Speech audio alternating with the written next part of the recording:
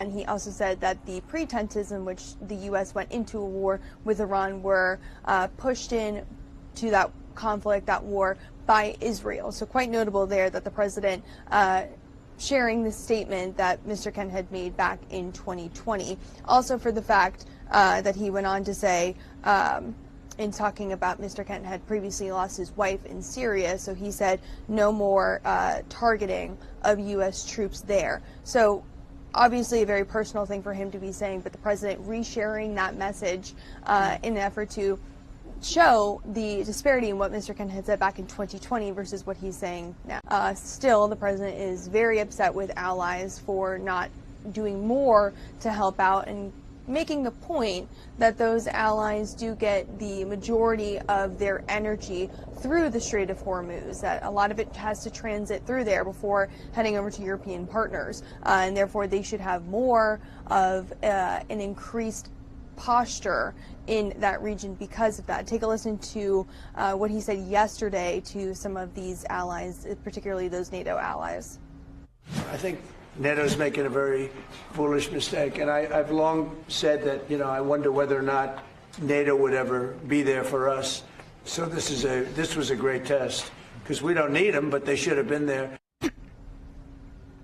Foolish mistake, great test. Those are some of the words that the president is using for U.S. allies, NATO allies, not coming to his aid in the Strait of Hormuz. And Olivia, as we've been reporting, we know President Trump's counterterrorism director has resigned because of this ongoing war with Iran.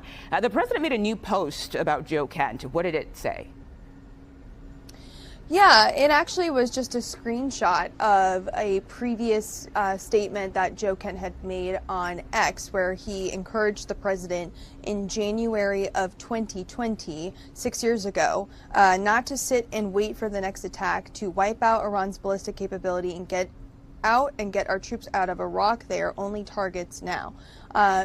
Notable for several reasons. One, because this was a position that Mr. Kent had expressed to the president back in 2020 before he was a part of the administration. And since his letter yesterday that he posted on X, he said he cannot in good conscience support the U.S. war in Iran. Mugo, it's great to see you. The short answer is no. The president has made no progress on getting more NATO allies, European allies, and even China to sign on in trying to reopen the Strait of Hormuz. The president has expressed displeasure with NATO allies, saying that saying that the U.S. rather came to the aid of Ukraine and asking that they come to the aid of the U.S. in this mission in Iran. But NATO chiefs, members of NATO, have said that it is a defensive alliance, and that is why they came to the aid of Ukraine in the form of military aid, humanitarian aid, economic aid, and that the adventure that the U.S. and Israel is going on in Iran is not one of defensive, but rather offensive. Right.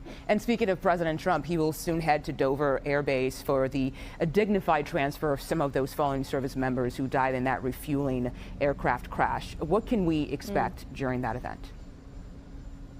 Yeah, we are expecting the president to leave here very shortly. I can hear Marine One on the South Lawn right now. It just landed a short while ago. He will head over to Dover and participate in the dignified transfer, where that is when those service members who were killed are received when they come home. These are the members that unfortunately had died during that mid-air refueling crash that happened last week. They are now coming back to the U.S. The president will head there. So far, we have seen 3 dignified transfers as a result of the war in Iran. The president was there at the first one with the vice president. The second time, the vice president received those fallen service members, and today the president will be there to receive them. So we'll be watching that. That's supposed to happen sometime this afternoon.